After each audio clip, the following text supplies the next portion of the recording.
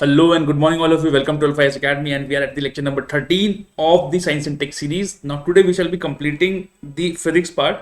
Now, there were n number of things we might have left some topics, but then what we thought is that we should wind it up and then we have to do other things also. तो basic physics आज खत्म हो जाएगी. फिर भी कभी आपको कोई टॉपिक लगता है कि हमने कंप्लीट नहीं किया, आपको समझने में कोई दिक्कत आ रही है, तो हमें आप बताइएगा, हम आपको ज़रूर समझाने की कोशिश करेंगे. And thank you all for watching. I hope you all are doing great in your life and I wish you all the best. And let's begin for the day. आज दो ही टॉपिक करेंगे, छोटा लेक्चर रहेगा कुछ 5-10 minute का. Reflection of light और हमारी eyes. देखो रिफ्लेक्शन क्या होता है, देखो रिफ्लेक्शन एक तो होता है रिफ्लेक्शन. रिफ्लेक्शन होता है कि वापस आ जाना. रिफ्रैक्शन क्या होता है, रिफ्रैक्शन होता है कि बेंडिंग ऑफ लाइट. जब वो एक मीडियम से दूसरे मीडियम में जाती है तो लाइट क्या होती है, बेंड होती है. लेकिन एक स्पेशल केस होता है, अगर क्रिटिकल एंगल से ज्यादा. क्रिटिकल एंगल क्या होता है, किस हर मीडियम के लिए क्रिटिकल एंगल होता है. मान लिया ये क्रिटिकल एंगल है, ठीक है. अगर वो उससे ज्यादा, वैसे तो लाइट जो है मैक्सिमम इसके अंदर से ही जाती है, ये रिफ्लेक्ट होगी, ऐसे रिफ्रैक्ट होगी, ठीक है, तो रिफ्रैक्ट होगी. अगर ये, अगर मैं आपको दिखाऊं, इनकी चेंज करते हैं, ठीक है. ये अगर इसका क्रिटिकल एंगल है और लाइट कुछ अगर तो इसके अंदर से है तब तो रिफ्लेक्ट होगी. बाई चांस इसके बाहर से इससे बड़ा एंगल हो गया लाइट का, तो ये वापस रिफ्लेक्ट हो जाती है और इसी को टोटल इंटरनल रिफ्लेक्शन बोलते हैं, ठीक है. उसी को टोटल इंटरनल रिफ्लेक्शन बोलते हैं, ठीक है यार. लॉज ऑफ रिफ्लेक्शन की अगर मैं बात करूं तो लॉज ऑफ रिफ्लेक्शन बोलते हैं. देखो एक चीज होती है आपकी, ये आपकी इंसिडेंट रे है, ठीक है, ये आपकी रिफ्लेक्टेड रे है, ठीक है, ये आपकी रिफ्लेक्टेड रे है और ये आपका नॉर्मल है, ठीक है. फिजिक्स वाले बच्चों को पता होगा. ये आपका एंगल ऑफ इंसिडेंस है, ये आपका एंगल ऑफ रिफ्रैक्शन. ऐसे ही जैसे ये नॉर्मल था, इंसिडेंट रे थी, रिफ्लेक्टेड रे थी इसमें, ठीक है. तो रिफ्लेक्शन में क्या होगा, एंगल ऑफ रिफ्लेक्टेड रे हो जाएगी और रिफ्रैक्शन में क्या होगा, रिफ्रैक्टेड रे हो जाएगी. तो लॉ ऑफ रिफ्रैक्शन क्या बोलता है कि ये इंसिडेंट रे, ये रिफ्रैक्टेड रे और ये नॉर्मल, ये तीनों के तीनों एक ही प्लेन में होते हैं, लाई इन दी सेम प्लेन, ठीक है.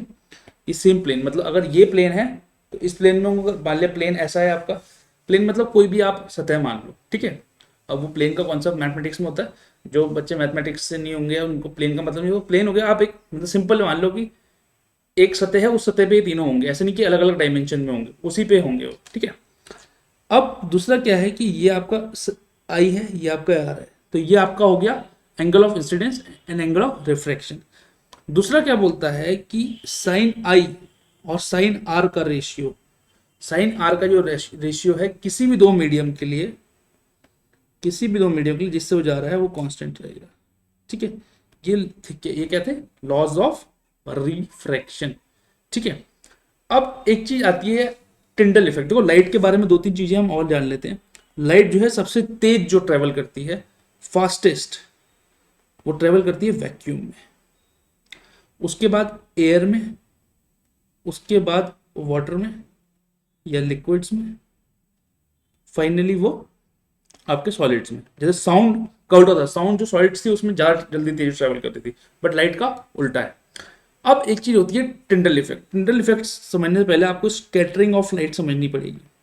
आप स्कैटरिंग ऑफ लाइट को कैसे समझ सकते हैं, आपको जो आसमान, अब आसमान का कोई कलर है नहीं वैसे, जो आसमान को आपको कलर दिखता है ब्लू, ठीक है, और जब सनराइज या सनसेट होता है तो आपको कैसे दिखता है, रेडिश कलर का, रेड, ठीक है. ये दोनों किसकी वजह से होते हैं, आपके स्कैटरिंग ऑफ लाइट की वजह से, ठीक है. किसकी वजह से होते हैं, स्कैटरिंग ऑफ लाइट की वजह से. और जो ये फिनोमिना होता है कि ब्लू लाइट स्कैटर होती है, क्योंकि ब्लू लाइट जल्दी से स्कैटर हो जाती है, धुलक्कर जो होते हैं, जो आपके पार्टिकल्स होते हैं उससे, इसलिए हमें ब्लू दिखता है.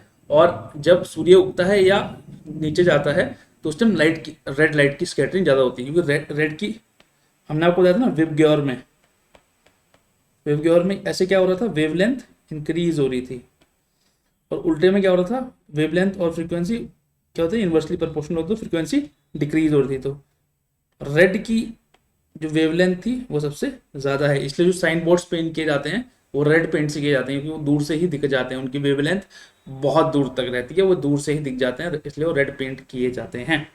ठीक है, तो जो ये फिनोमिना होता है ना आपका ब्लू और सनराइज का रेडिश दिखना, इसी को टिंडल इफेक्ट बोलते हैं। ठीक है, टिंडल इफेक्ट बोलते हैं। देखो वैसे तो होता क्या है कि विबग्योर में वी सबसे पहले है, उसकी फ्रीक्वेंसी सबसे ज़्यादा है, तो सबसे ज़्यादा स्कैटरिंग तो वैसे इसकी होती है टेक्निकली। बट देन होता क्या है कि हमारी आइस को, अभी हम आगे आइस पर, हमारे आइस को जो है ब्लू कलर ज़्यादा परसेप्टेबल है, ज़्यादा दिखता है। ठीक है, और आसानी से दिखता है, तो हमें जो है स्काई ब्लू दिखता है। अब बात करें ह्यूमन आई की, ह्यूमन आई के पार्ट्स पढ़ लेते हैं। देखो पार्ट्स पढ़ लेते हैं तो शुरू से पढ़ते हैं। जो ये वाइट पार्ट है, ठीक है, जो वाइट पार्ट है आपका सबसे आगे, ये जो है बेसिकली आपको किसी भी, ये बहुत हार्ड होता है और ये किसी भी एक्सीडेंट से आपको बचाने के लिए होता है। ठीक है, जो आपका वाइट पार्ट होता है पूरा, मतलब ये पूरा जो वाइट पार्ट है, ये बेसिकली थोड़ा सा टफ, अंदर वाले एरिया से ज़्यादा टफ होता है, ये आपकी किसी भी चीज़ से बचाने के लिए होता है। अब जो ये सबसे आगे होता है ट्रांसपेरेंट, जो हमारा जो आईज अगर आप देखेंगे तो आपको ट्रांसपेरेंट वो दिखेगा। ठीक है, उसको क्या बोलते हैं, कॉर्निया। कॉर्निया क्या होगा आपका ट्रांसपेरेंट वाला पार्ट। ठीक है, जो आपकी ट्रांसपेरेंट कोटिंग है। ठीक है, अब कॉर्निया के पीछे आइरिस होती है। कॉर्निया के पीछे आप, ये आपकी जो ब्लू सा आप देख पा रहे हैं, मार्क कर रहा हूँ, इसको आइरिस बोलते हैं। आइरिस किस चीज के लिए रिस्पॉन्सिबल होती है, ये हमारी आइस को कलर देती है। हमारे आइस को जो हम ब्लू रेड दिखते हैं ना, हमारे आइस को कलर दिखती है। ठीक है, अब ये आइस की एक ओपनिंग होती है पीछे। ठीक है, आइस की एक ओपनिंग होती है, उसको बोलते हैं प्यूपल। ठीक है, आइस की एक ओपनिंग पीछे जाके वो ओपन हो जाती है, उसको बोलते हैं प्यूपल। प्यूपल क्या करती है, जो लाइट एंटर हो रही है उसे मैनेज करती है कि कितनी ज़्यादा लाइट भी ना चले जाए आपके अंदर, खराब हो जाएगी। ठीक है, तो कितनी लाइट एंटर हो रही है आइस के अंदर, उसको कंट्रोल करती है। ठीक है, अब ये प्यूपल के पीछे ही हमारा लेंस होता है। ठीक है, लेंस होता है उसको, और हमारे आइस में कौन सा लेंस होता है, कॉन्वेक्स लेंस होता है। ठीक है, क्योंकि वो उसको इमेज, अब इतनी बड़ा भाई मेरे आगे तो इतनी बड़ी चीज़ है। ठीक है, अब मुझे इसको एक आइस में से लाना भी तो है, तो उसे एकत्रित करना है, तो मेरे पीछे कौन सा होगा, आइस में कौन सा होता है, कॉन्वेक्स लेंस। कॉन्वेक्स लेंस क्या होता है, जो इमेज जो हमारी बनती है वो एक्चुअली रेटिना पे बनती है। ठीक है, हमारी जो इमेज बनती है वो रेटिना पे बनती है। ठीक है, रेटिना पे फोकस करती है जो कॉन्वेक्स लेंस है, लेंस पे पूरी इमेज लाइट पड़ी और वो पूरी की पूरी इमेज जो है आपकी रेटिना पे फोकस कर देती है। ठीक है, रेटिना के अंदर दो टाइप के सेल्स होते हैं, एक होते हैं रॉड सेल्स, एक होते हैं कोन सेल्स। रॉड सेल्स जो होते हैं वो आपके डिम लाइट के लिए होते हैं, कि डिम लाइट में आपको दिख जाए, और कोन सेल्स जो है आपके ब्राइट लाइट के लिए होते हैं। ठीक है, अब जब रेटिना पे इमेज बनती है, इमेज के बाद जो है वो पीछे भेजती है, और पीछे ऑप्टिक नर्व के थ्रू वो ब्रेन में जाती है, ब्रेन आप उस इमेज को अपने हिसाब से परसीव करता है। ठीक है, प्रोसेस करता है। अब बात करें साइट डिसऑर्डर्स की, तो दो सबसे कॉमन है, आपको पता है, वैसे तो चार हैं, तो दो सबसे कॉमन कौन से हैं, मायोपिया एंड हाइपरमेट्रोपिया। हाइपरमेट्रोपिया, भाई मायोपिया क्या है, मायोपिया वर्ड क्या है, छोटा वर्ड है, तो इसका मतलब होगा शॉर्ट साइटेडनेस। शॉर्ट साइटेडनेस, अब देखिए ट्रिक देखिए कि शॉर्ट साइटेडनेस है, लेकिन हो क्या रहा है, शॉर्ट साइटेडनेस नहीं होगी, आपको दिखेगा दूर का नहीं। ठीक है, तो आपको you can't see far objects. ठीक है, तो अब मायोपिया वर्ड छोटा है, कौन सी बीमारी होगी आपको, शॉर्ट साइटेडनेस में क्या होगा, उल्टा क्या होगा कि आपको दूर का नहीं दिखेगा। हाइपरमेट्रोपिया वर्ड बड़ा है, मतलब लॉन्ग साइटेडनेस, मतलब आपको पास का नहीं दिखेगा। ठीक है, तो जो बच्चे बुक्स पढ़ने में दिक्कत होती है उनको हाइपरमेट्रोपिया होता है, और जो ब्लैक बोर्ड बच्चे पीछे बैठे होते हैं उनको, जिनको ब्लैक बोर्ड पढ़ने में दिक्कत होती है, उनको मायोपिया होते हैं। मायोपिया ज़्यादा कॉमन होता है, हाइपरमेट्रोपिया जो आप एडल्ट हो जाते हैं, बुजुर्ग हो जाते हैं, तब ज़्यादा इंपॉर्टेंट होता है। ठीक है, इसके अलावा दो चीज़ें और होती है, एक होता है आपका प्रेस बायोपिया।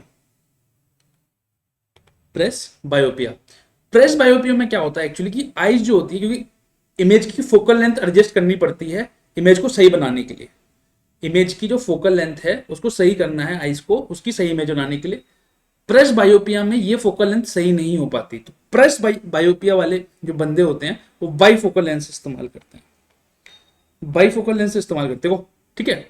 अब मायोपिया में कौन सा इस्तेमाल करते हैं लोग, कॉनकेव लेंस, ठीक है, कॉनकेव लेंस, क्योंकि देखो मायोपिया मतलब शॉर्ट राइटेडनेस मतलब दूर का नहीं दिख रहा है, तो देखो और एक चीज और याद रखना, जब आप दूर का देखते हो तो आपकी आईज ऊपर रहती है, ठीक है, और जब आप नीचे का पढ़ोगे, बुक पढ़ोगे ऐसे, तो आपकी आईज नीचे हो जाएंगी।